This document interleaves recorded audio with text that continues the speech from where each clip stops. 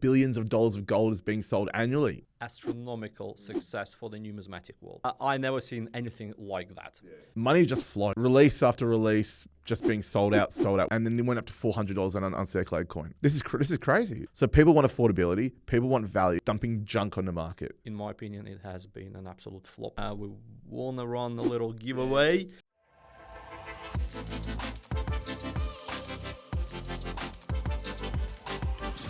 Guys, welcome to the Coin Company new podcast series on our YouTube channel, where we bring you interviews with the leading voices of the numismatic world. Now, our very first guest does not need any introduction to Australian coin collecting scene. Joel Candia. Correct. Is one of the Australia's leading coin experts. His channels on TikTok and Instagram, History of Money. I believe Instagram has 80,000 plus subscribers, and TikTok has 200,000? 200. 200. Oh, well, No, sorry. 130. 130. I'm overstating. Yeah. I'm dreaming. I'm dreaming. That's it. It's all right. Look, after this podcast, I'm sure it will hit 200. Joel been instrumental in making coin collecting more accessible to everyone, and I guess explaining to the general public the beauty of coin collecting and the beauty of numismatic world. So welcome, Joel. Thank you for joining us. No, thanks for having me. Thanks for having me on the first episode. Really excited. No worries. Well, look, Joel, let's start with you telling us a little bit about yourself, just in case some of our viewers or listeners don't know who you are, what you do, how you get into the coin collecting. So tell us a little bit about your journey. Share a little bit information about yourself. So my name's Joel. So professionally, I'm a high school teacher that specializes in economics, accounting, business management stuff. But since I was 5, I'd been collecting coins. Seems very young, but when I was a kid, I had an issue with my speech. I struggled to talk or refused to talk as a kid, and my parents took me to a speech pathologist. And she put a range of stimuli in front of me, and one of them was a cash register and some play money. And funny enough, that's when I started talking. It's like, as in like putting full sentences together and started communicating and all that, because money was that sort of break and escape for me to like let my voice out. And so my parents really encouraged that. So they started giving me, different coins from around the world, and my parents are Malaysian. So, Malaysian currency, and then, there's Australian currency as well, and sort of been collecting bits and pieces, and family friends were just giving me all that, which was great. And then I probably, over as a kid and into teenage years, started building it. And back then, someone young as me, my teenage years, it was pretty uncommon for me to be a collector. Most of the collectors back then were probably in their mid-40s, middle-aged men pretty much in that respect. And I was an outlier. So, I had to drag my parents to the coin shows, and they showed me around, and I was looking at what I needed to get. And I started building. University was a great time because, I was doing my commerce degree, my economics degree, and started building my collection. And then global financial crisis hit. And so that's when everything started going down a bit, and I just sort of put it aside. And then I started teaching full-time in 2013 after doing my graduate diploma in education. Yep. And kids were genuinely interested about money, especially in the subjects that I was teaching. So I started a banknote wall in my classroom, and then the new polymer series came out, in 2016. So I was doing banknote swaps at school and all that kind of thing. And then, 2020 was COVID, and TikTok exploded at the time. It was just this thing, and the kids are like, "Oh, sir, are you on TikTok?" I said, "No, I'm on the Tim Tams." So, no, I had a look, and I was like, okay, there might be something here. There seemed to be every niche that was covered, different people talking about their expert subjects. And so I did a video on the $5 note in terms of the history, and that went viral straight away. I was like, I couldn't believe people were into it. I thought for a long time I was the only young person that was into collecting. And I started slowly doing videos, but didn't know where I was going. I was doing coin collecting. I was doing economics videos, financial literacy. And then, 2021, it just exploded. Mm-hmm. I think by the end of that year, I was on 100,000 followers on TikTok. Hadn't started Instagram yet, but people were genuinely interested because I guess people had a lot of downtime during COVID. And so they were exploring parents' collections and grandparents' collections and seeing things and exploring things for the first time in that space. So the last 5 years running History of Money has been quite this renaissance in my collecting journey, and being able to meet awesome people like you and working with people like the Perth Mint, for example, has allowed me to see so many different sides of this numismatic hobby that I'm able to share those stories around. And I think that's the joy now I get is not so much from collecting coins and notes, but more so telling the stories that are associated with the development, the artwork, things that people don't really think about. That I think we look at cash and a surface value, or even now we don't even really look at it at all because it's all digital. So telling those stories brings me a sense of fulfillment, and that's my connection with the hobby, I guess. Fantastic. And so on your Instagram account and on your TikTok account, do they differ somehow, or? I feel like the engagement, the demographics are very different between TikTok and Instagram. TikTok, you're still getting the younger demographic. You really can't put too much information. I guess the attention span of most TikTok users, I don't want to say limit. I don't want to discourage I don't want to be rude about the intelligence of a TikTok user. I know it just seems like dancers and brain rot and all that kind of thing, but there's some great creators in there that are doing some amazing things in that space.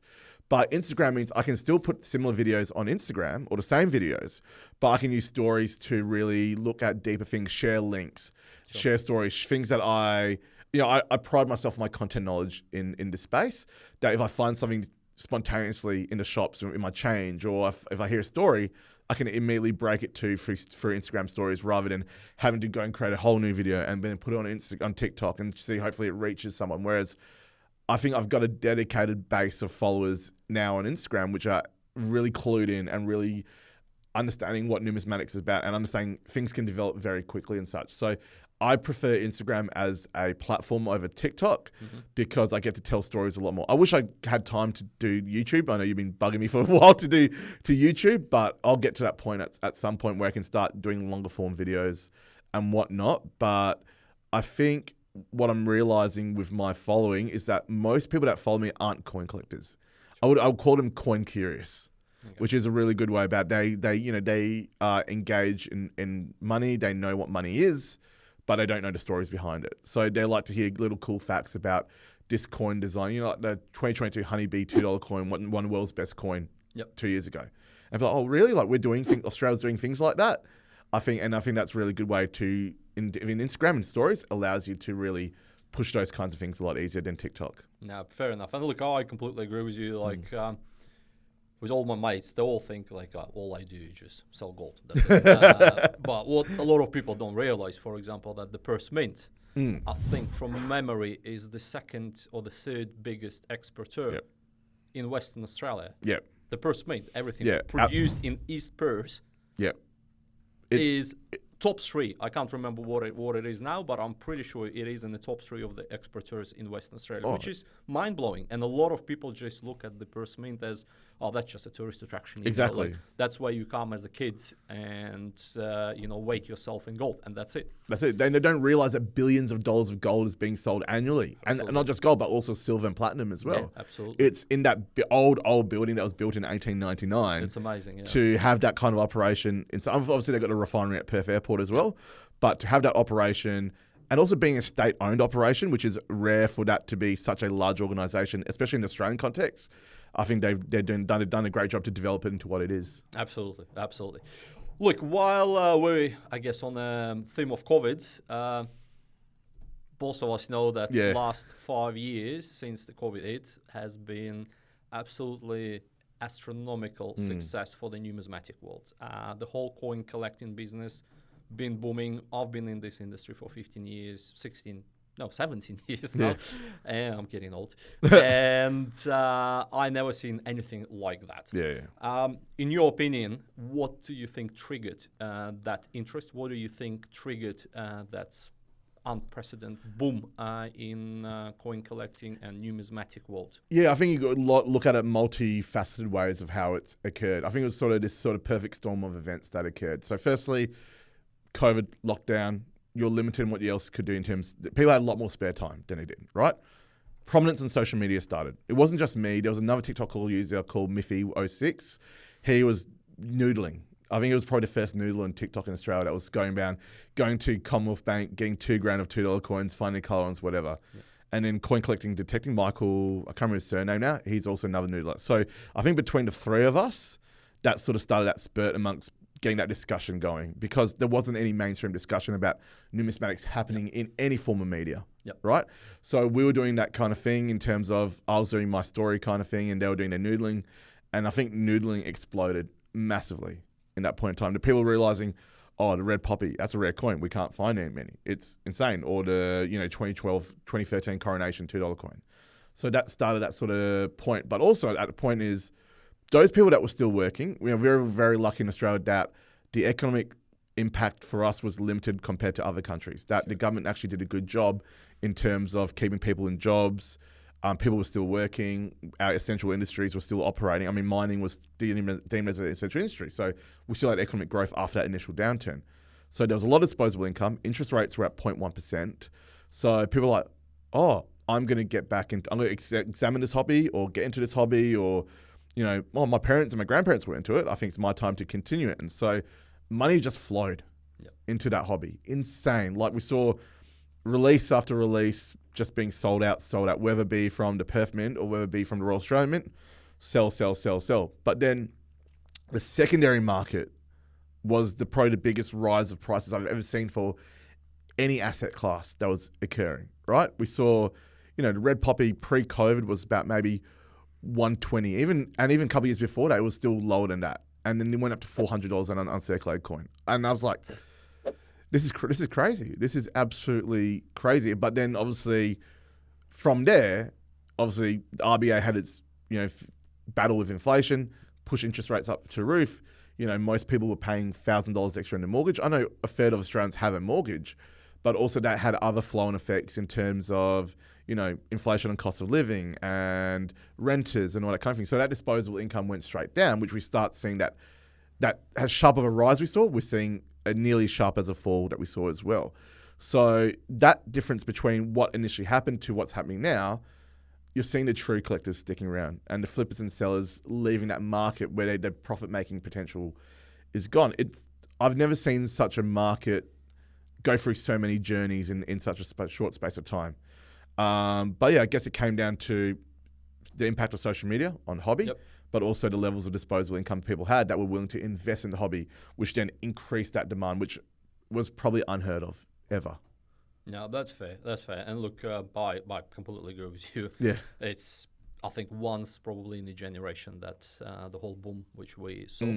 Now, and I also agree with you, like from the business point of view, we probably in the last 8 to 10 months, I would say, we see that the demand has slowed down a little bit, and I think you would agree with us. So I guess my question to you, with this slowing down, and in saying that, when I say slow down, it doesn't mean it went down the cliff. No, it hasn't. It's still, in my opinion, better than it was in 2018 or 100%. 2019. So technically, if you've been long enough in the industry, you still know that we are still in a very, very busy time comes to numismatic world, obviously. But let's do a bit of a crystal ball in here. And what's your take on where the whole industry and the whole market is going? Like, say, your prediction for the next 12 to 24 months. Where do you think we're heading up? I think there's still some global, and I think firstly, people are going to look at their personal budgets before they think about a hobby anyway, right? We've seen interest rates cut twice in the last 3-4 months. There's some spare disposable income, but does that counter the cost of living pressures that people are facing? That's the first thing. That said, people who are always into hobbies are always still going to invest in those hobbies, whether as little as they can or not. They're not going to exit the hobby altogether. I think all the people that exit a hobby in the last 3 years, that's done because they weren't in the hobby for the right reasons in the first place. They weren't emotionally connected to the hobby. They were like, let's make money, let's flip this, let's sell this, whatever. But what you're left now is a stronger hobby base than you had in 2019. Like going to the Perth Numismatic show a few weeks ago and just seeing how busy it is, it's insane. It's insane. Like back then, back 2019, 2018, you did not see those numbers. So we're dealing with a stronger base than we've ever had before. Moving forward though, it's going to come down to where are people looking to invest, put their money or invest? Because I think when you do a hobby, you're investing regardless, either emotionally investing, financially investing. I think it's a bit tiresome with the amount of releases that are coming out from the Royal Australian Mint and to a degree the Perth Mint in terms of push without anything. So this is going to spark my interest straight away. I think it's 37 different coin programs the Royal Australian Mint released in 2014-15 and 182 different coins. Not everyone's going to be able to buy every single one. And I think a lot of people during COVID was like, oh no, I can get every single release because they weren't doing too many.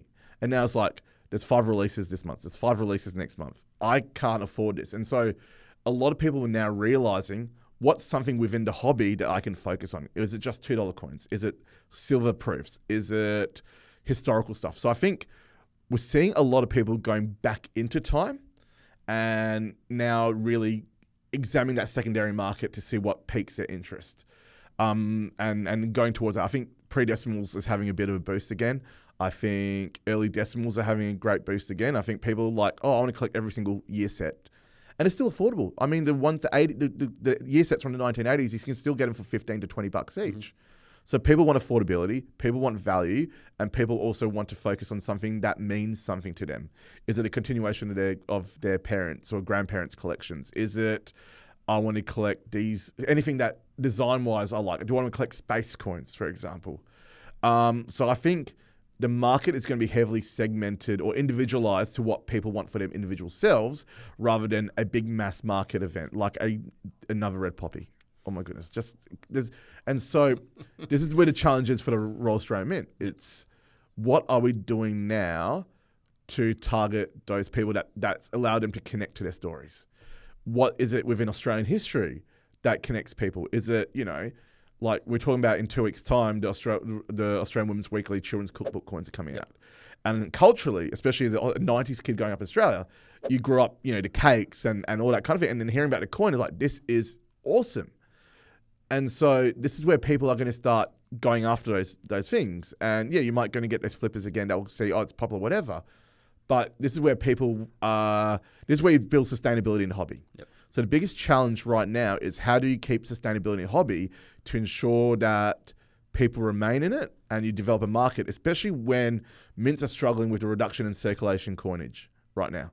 I mean, coin orders went down 60% by the Royal Australian Mint. Signerage went down to just $400,000 last year. So they're not making their money from circulating coins anymore because banks have got that much stock already. They're just reusing that circulating stock.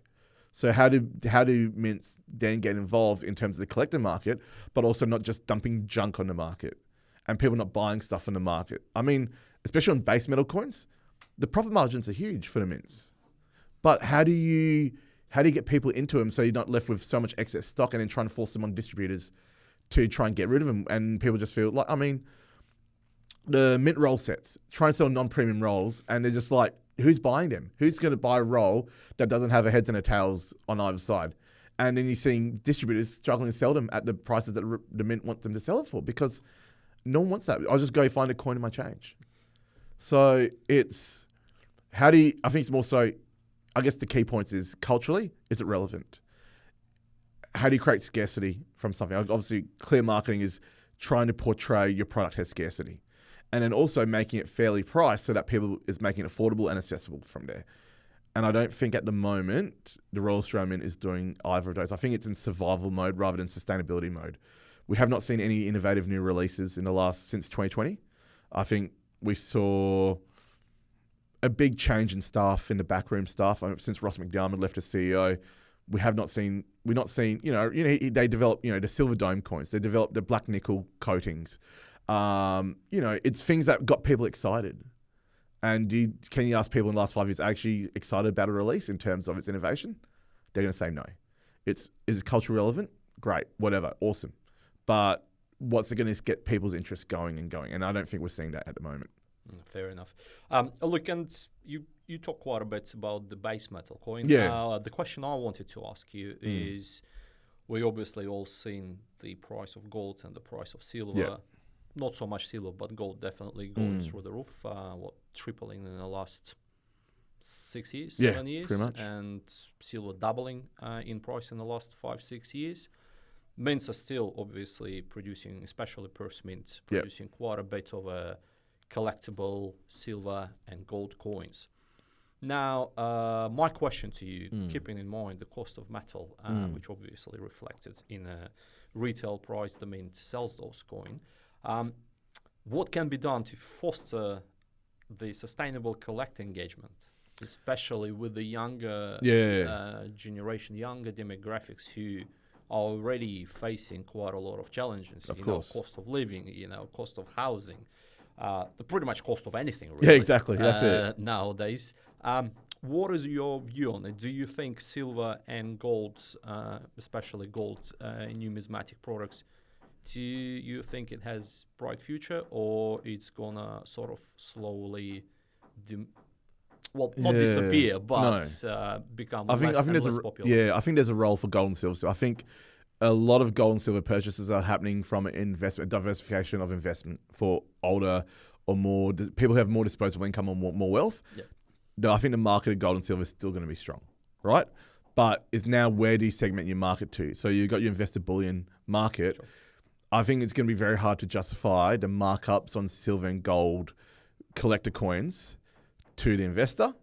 I mean, you already got gold at $5,000 an ounce, and if you're making a collectible 1 ounce gold coin, and then you're selling it for $5,000, $8,000, $6,000, $6,500, is it worth the premium over spot?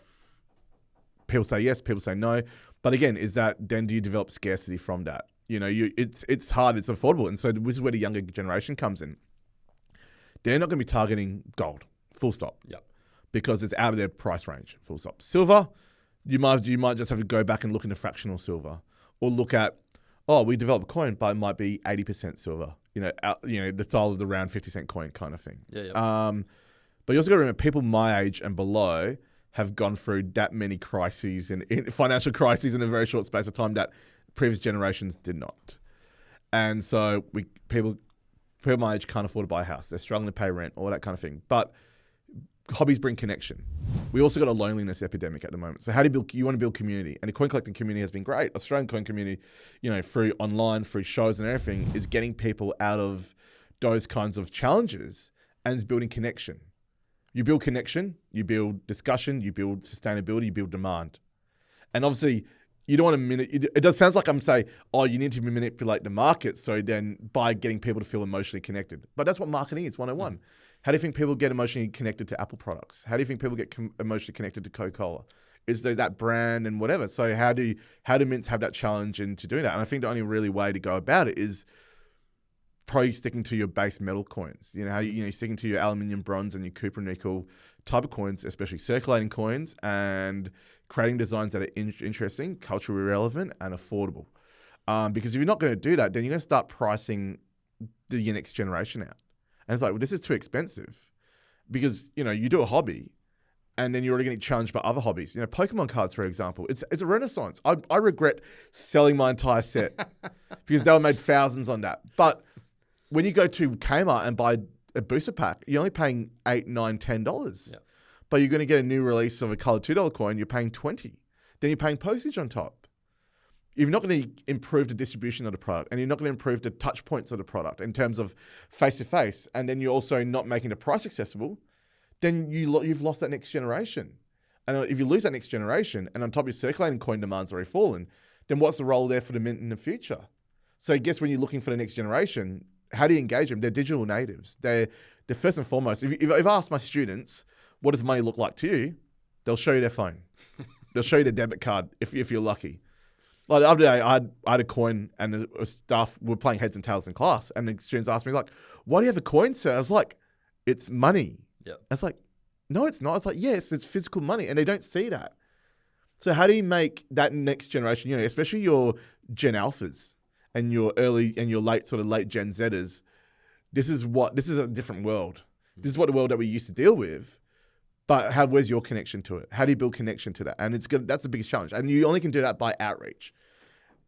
I'm going to be honest, both mints, education-wise, not great. It's like, let's visit, and that's it. So what's the next step in that?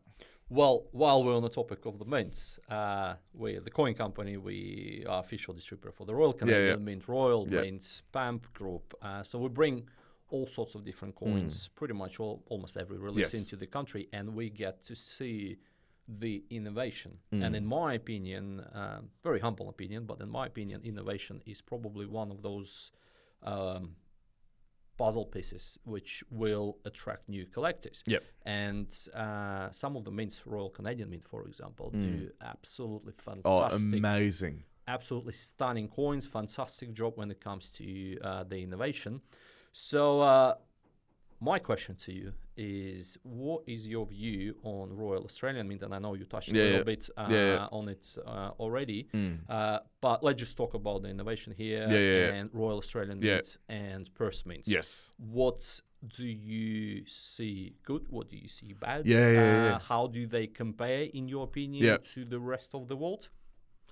I think Perth Mint does a better job than Royal Australian Mint in terms of innovation.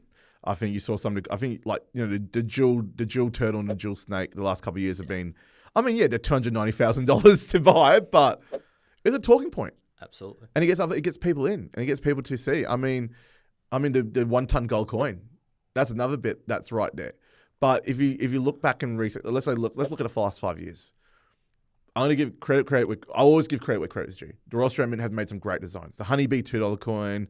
The Barrier Reef Dome $5 coin, some superb designs in that point, right? And even like Bluey, like just I think the RAM has been going through like the license pathway, which is fine. Which is it's great to a degree, because as long as the license is culture relevant and it's going to bring people into the hobby, awesome, whatever. But all that innovation, they have not released a new type of product in at least 5 years. RAM, you mean? Yeah, RAM. It's the same stuff. They're still doing the dome silver coins. They're still doing colored $2 coins. It feels like it's the same thing over it, just different variations of it. Perth Mint, different. I think they're still. I don't think anyone can match Royal Canadian Mint in innovation. The fact that they've got a specific department within RCM to do innovation means that they're already streets ahead in terms of that. So are they, for both mints, if they really want to, is just set up an R&D department and look at ways that they can, set up new products. I mean, you look at Royal Canadian have made coins with multiple layers inside. They've made coins that have polymer embedded with them. And it's like, where's this happening? We're not seeing this in Australia. Yeah, we might make some gilded coins, or we might have dome coins, or we might plate something in a different metal. But Canada's continuously pushing the boundaries. And unless that knowledge is being shared, which is, not really being shared, then you've got to invest that money in research and development. I mean, the RAM have made significant profits over the last 2 to 3 years, in the tens of, you're pushing double figures in the millions right there. Yep. Where's that money going? I know they're reinvesting in the museum, and they're reinvesting in getting more staff because the demand's been huge. But unless you have the knowledge base and you have the people that are there that are able to engineer and develop and do that, again, it comes down to sustainability versus survivability, and the RAM is in survival mode. Yep. So it's just going to come down: are you going to allocate your resources to this, and putting the business case forward to the Treasury, saying, we believe if we want the mint to be sustainable in the future, we've got to invest a proportion of our profits into R&D. If we don't do that, then the collector market is going to go as quickly as the circulating coin market. And maybe the Perth Mint also needs to put more into R&D as well. I think they probably do. I've seen some stuff I've seen there have been great. And I think but the artworks are great. Like seeing a 10 kilo silver coin and the potential for the artwork to be on that makes it a very beautiful piece. But then also, not everyone's going to afford 10 kilos of silver. Absolutely. No one's going to afford a $290,000 pink diamond jeweled gold coin. So how do we bring that to the base level to bring the new collectors in, and then therefore get the next generation who then, when they have more disposable income, then you're going to get those big profit margins from those collectors from there. So obviously I'm looking from a business case point of view, but also from the collector's point of view. Is not excited. It's like how many colored $2? 67 colored $2 coins, 68 colored $2 coins since 2012, and most of them have been in the last 5 years. There's only so much. We've only had one colored dollar coin. Donation dollar, and that donation dollar. Honestly, the donation dollar was probably one of my favorite designs ever, because the story behind it gives meaning. It means like, oh, cool, I got $1. Oh, maybe I'll donate it. It's actually going to give purpose. It doesn't encourage people to collect, but you get people talking about money. Yep. So the innovation doesn't just come from development of coins. It becomes from how do you innovate your operations. So also on top of that, outreach and education needs to be a big deal. So you can create a great exhibit and you can have people coming in, but not everyone's going to travel to Perth. Not everyone's going to travel to Canberra. People already call Canberra boring anyway. What else to do other than Parliament House, War Memorial, Mint, done. I'm see you later. You're only there in 24 hours and then gone. So what are they doing to build outreach? What are they doing to educate? Coin swaps are great, but it's more so, oh, great, take it. Then you're not really doing much else. You're getting people to wait for the next coin swap, not, oh, what's the Mint going to do next? What kind of events are we going to happen next? And I know the Mint does some events during school holidays, but you're just targeting it at little kids to get the base level. If you're targeting little kids, great.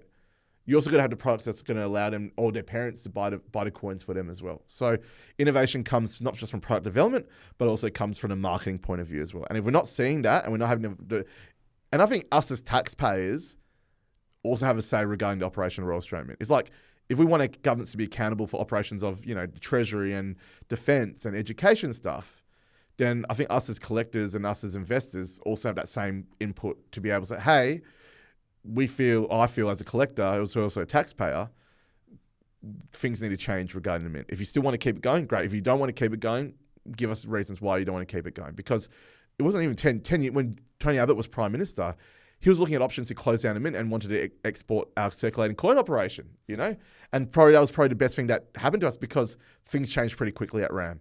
And look at where it is now. But obviously, you can't just keep one change and be static. You need to really adapt and change and move on from there. Fair enough. And look, Joel, you did touch briefly on, younger generation, Generation Y, Generation Z. How you call them, digital native. Yes. Generation. In your opinion, it will be a couple of questions here. Yeah. First question is, do both means evolve fast enough to cater for the needs of these digital native generations? Yeah. And my second question, I guess, will be easier to ask because it's more or less about the same group of the same generation. The second question would be, do you think they do enough in terms of educating this younger generation of what coin collecting is, what precious metals are, why you need to get into, not need to, but why is it almost cool to get into coin collecting? First, do you think they evolve enough, quick enough for this digital native? And second question, do you think they educate? They do a good job in educating. This my answer to both is no.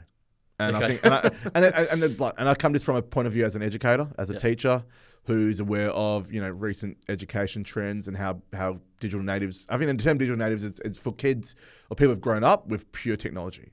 I think your last non-digital natives would be your millennials who in the 90s grew up without the technology, and then through that schooling life we developed, got into computers and laptops and smartphones and all that kind of thing. The generations before, they've just gone straight into digital. So how do you take them off the digital space and put them into the physical space? And so might means where's that melding happening? I know people who work in education space, they create visual reality experiences where they go and film entire places, put the VR headset on, and then experience in that. So for example, you might have kids who live in country WA or rural New South Wales or whatever. They might not be able to make it to Canberra. They might not ever make it to the Perth Mint. But give them the headsets, film these areas, and get them sit down in VR and see a gold pour live at the Perth Mint. How do you go beyond? Oh, we only can educate if they come to us. You can't be doing like that anymore. You need to be saying, we need to reach them. We need to get to these kids, and how do we reach out to them? So do you do things on Minecraft? Do you try and develop a Minecraft mint, and develop that and get those people involved? So, and then they're like, oh, we need to go to Canberra. We need to go to Royal Australian Mint because the real mint is there. I've been playing on Minecraft. Bam. That's where you create that sense of relatability. You create that you are joining the worlds of the digital world and the physical world together, and you're bridging that gap. And the kids are firmly in that digital world. So it's that leap across from there. So I'm gonna say, Frank, no. But again, it comes down to an investment. They're both government run organisations. So obviously, in those spaces, you are having a lot of bureaucracy to deal with, a lot of risk management, obviously, businesses will do that, but they've got less bureaucracy to deal with. But in order to get that off the ground, there needs to be investment. There needs to be that freedom to get people that can do that job. Get some of your best educators in. You get your teachers who are innovative in that space to go and work at those mints, and just a hint, get me involved. Just get me in there. I'll bridge that gap. Yeah. Because I know what works in the classroom. The mint is just another classroom, just in a different space. So how do you create engagement? And those ways, VR, Minecraft, whatever it is, transform that digital space into the physical space and outreach left, right, and center. But the money's got to be in there to do it. And obviously you can't be in survival mode. You've got to be in sustainability mode. And so let's push that. Let's really get into that next level. And you might create a new generation of collectors. And that will extend the life of both mints by another 30 years easily. And then build out and build out and build out. So when you've got education and you've got people who aren't in the education field trying to drive education, then you're not going to get the outcomes that are going to be delivered. And obviously, correct me if I'm wrong, commitment would be another key factor to this, because the mint would need to, it's not going to be a 6 months project. No, it's not going to be 12 months project. It will be multiple years. It'll be 5 years at least. Correct. And even though, like you said, it's not going to bring immediate profits to the mint, but like you said, it will build up the next generation of collectors, which, again, like you said, and I completely agree with you, will help the mint to prosper for another 30, 40 years. So, look, I completely agree with you. But on the topic of sort of younger generation, and I guess something different, what's been happening in the industry in general, and for both mints in particular as well. Obviously, last, I would say, 7 or 8 years, we've seen an avalanche of pop culture licensed colored products. And we at the Coin Company guilty of it as well. We probably in the last 6 years produced the biggest amount of licenses probably in the whole numismatic world around the world.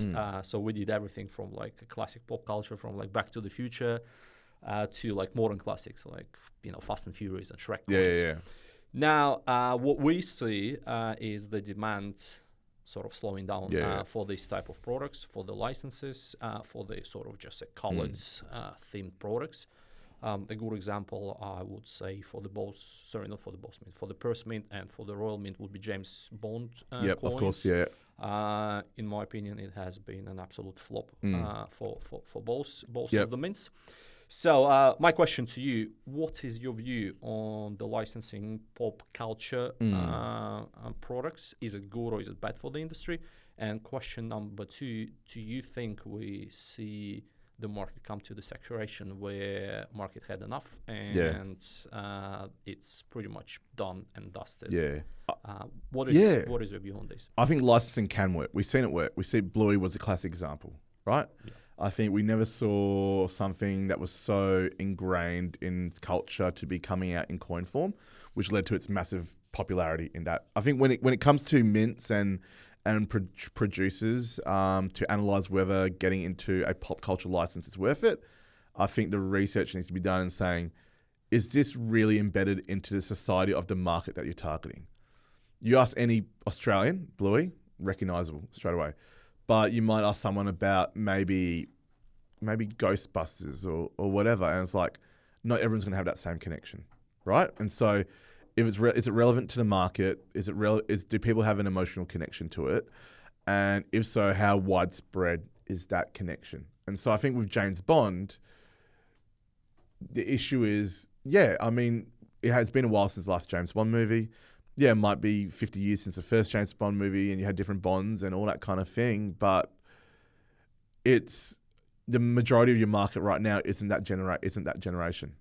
And so that's why we probably saw those flops that happened with the Royal Mint in the UK and maybe to a degree the Perth Mint. And I think other releases come. I mean, I know Jimi Hendrix coins, again, like it's great. The design was amazing. I love how psychedelic it was, but again, it's a very small target that you've got there. So I think when you're trying to get licensed products out there, what is that mass appeal? But also it comes down to affordability as well on top of that. I mean, we look at the AFL and NRL coins, like the markup on the folder is, you got $18 of coins and then you're trying to sell it for $50. People are like, why can't we just put these in a change? So I think licensing has worked. I think the Woolworths coins, in terms of Colour $2 coins, Of course, amazing. It's a coloured $2 coin. We want that. I mean, but you also got things that are linked to cultural identity. You know, Socceroos, Matildas. I knew how successful the Matildas were the last couple of years. Wallabies, we saw cricket coins. I think go for licensing, making sure that the licensor is aware of how a coin collector market works differently to a regular merchandising market, you know, like a t-shirt market or caps or whatever that you're doing. So the work needs to be done by the licensor to understand we're dealing with a very different market, but we're also dealing with a very dedicated market. If you create a good product, they're going to come back right away for your next bit of that. But we find that I'd say there's been more flops in the licensing market of licensed coins than there have been successes. But I feel like, especially the mints, aren't learning from the successes they've been occurring, because I think it's a long time to process in that. If from design or initiation to release, you're looking at between 18 months and 3 years. So what could happen 3 years ago might not be relevant anymore either. So it's a challenge. It's a massive challenge for you. It's a massive challenge for the mints to determine what people like. And yeah, to a degree, there might be that oversaturation of licensed products in there. And also, IP costs are expensive. Royalties are expensive when you have to pass them back on. So also, the price point that you're charging to collectors, is it going to be worth it for them to pay over spot rather than that? They might as well, if they're looking to invest, they're going to just buy bullion instead. But if you're going to tug on someone's emotional heartstrings and say, I need this coin because I love this thing so much, like we're going to see, I think the upcoming demand for the birthday cake coins is going to be insane, because you ask every Australian aged 35 and under, or 35 and over, what's the relation to it? It's like, I had this cake on my birthday. It's going to make a big difference. So I think it just comes down to mints and licensors and distributors truly understanding what their market is and doing that right market research to say, I think people will respond strongly to this. I mean, yeah, in fact, like, for example, I look at the UK. How come they've not released a Doctor Who coin? It's been around for that long and it's so ingrained within British culture. But there's not really been a Doctor Who coin, you know. Perfect released one. Yeah, perfect. Yeah, perfect. Oh, no, perfect. Really, and the packaging was amazing. It was a superb coin. But why hasn't that happened in the UK? And I think a lot of mints are going to be asking the question, especially when they look to diversify their revenue streams. When circulating coin demand is falling, you got to be very careful in how you're going to approach this. Yeah, look, I completely agree with you. You know, in our opinion, licensing still has legs, but you have to be very careful. Yeah. And like you said, the key to all licenses products now is to hit this nostalgic factor where people would not care that they're paying X amount of dollars over the silver price or whatever. They just want it because it hit their sort of nostalgic memories thing. So look, completely agree with you with that. Now, look, we talked about the past. Yes. We talked about the present. Let's talk about the future. Just recently, I went to get myself a coffee. And the barista, and I had to ask a barista if they're accepting cash. You know, something unthinkable. I know, right? Even a decade ago. But now, nowadays, it's pretty common, I guess. You know, Australia moving very, very quickly towards cashless society. So my question to you is, why people are still emotionally attached to physical coins, physical money, in your opinion? Yeah, I think it's a issue of tangibility and the fact that we can't hold money in our hands anymore. I think a lot of studies have shown about people's relationship with money and budgeting is that when you put a physical piece or something in the hand, they build emotional connection to it. And so that psychology is being reinforced when people feel nostalgic about coins, that people are still going towards and still collecting coins, because it's that reminder of that money is inherently physical in its sense, because it gets you physical things. It buys you things, and you get money for selling things and all that kind of thing. But the movement towards electronic payments is huge. I mean, 13% of transactions are now cash. And like you said, the fact that I got to ask someone, do you accept cash, is like, you go back 15 years ago, and it's like, oh, do you accept card? Yeah, exactly. It's crazy. I remember like when my parents first started up their restaurant years ago, it's like, oh, they were cash only. And then by 5 years out before they retired, it's like they started accepting card, because like they realized more people are using card than cash. And so again, it comes out into that nostalgia bit. but also I think it becomes it's like, buying Pokemon cards or Jellycat dolls or, whatever trinkets and stuff. It's those collectible coins are becoming those things now. Yep. It's like, yeah, it's still money. It's still legal tender, but it's a collectible item that people feel connection to. And I think I'll put a video up about around 50-cent coin or 1-cent coin, and you see people in their 50s and 60s like, oh, this is great. I love seeing this. It reminds me of, or even paper banknotes and all that. It's so as long as you're going to tug at the heartstrings of people, the connection's always going to be there.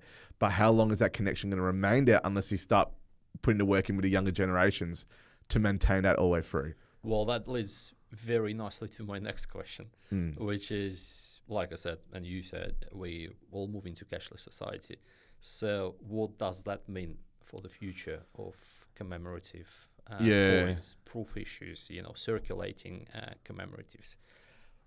I guess a broad question. Let's just play a guess game here. Where do you see the numismatic market in 2035?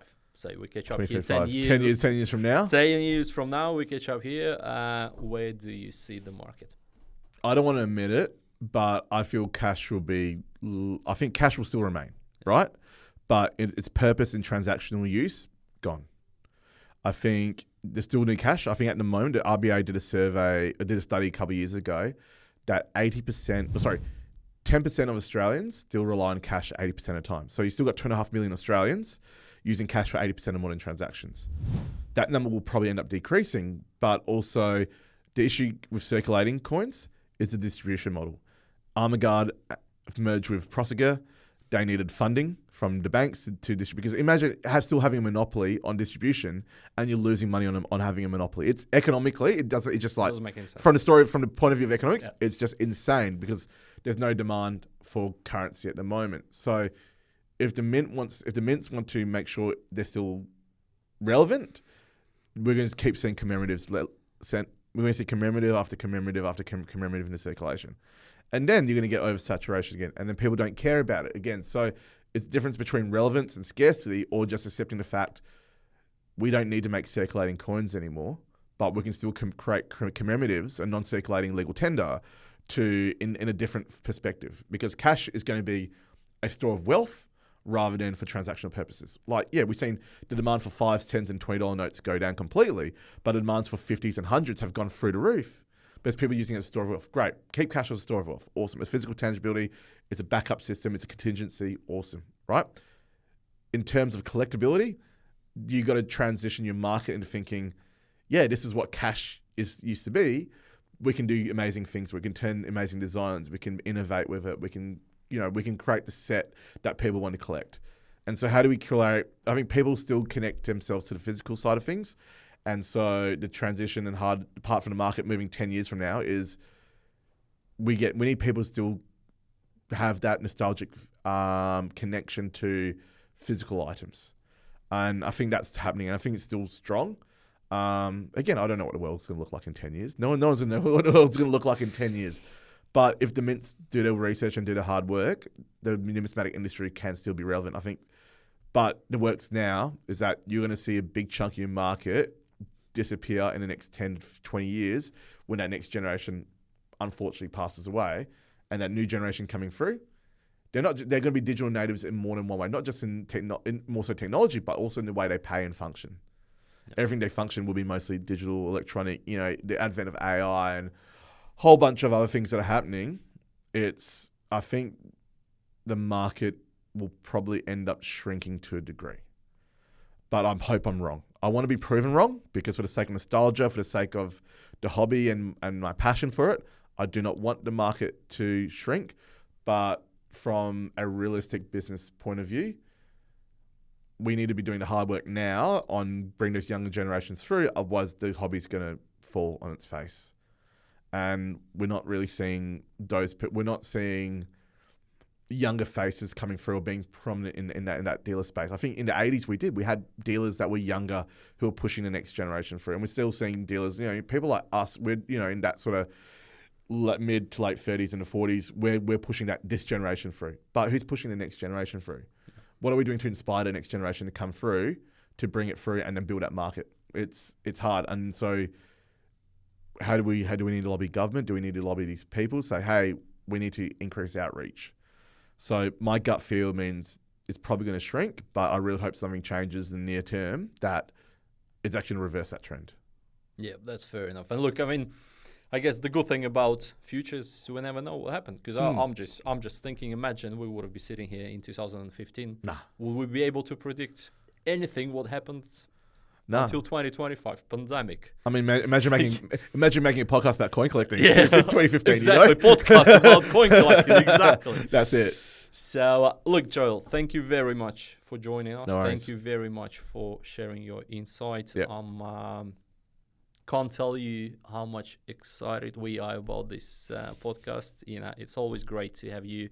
It's always great to have people to share their knowledge and to share their passion about coin collecting. And look, to say thank you and to celebrate this first episode of our podcast series, we would like to give away this 1 ounce silver EMU coin by the Perth Mint.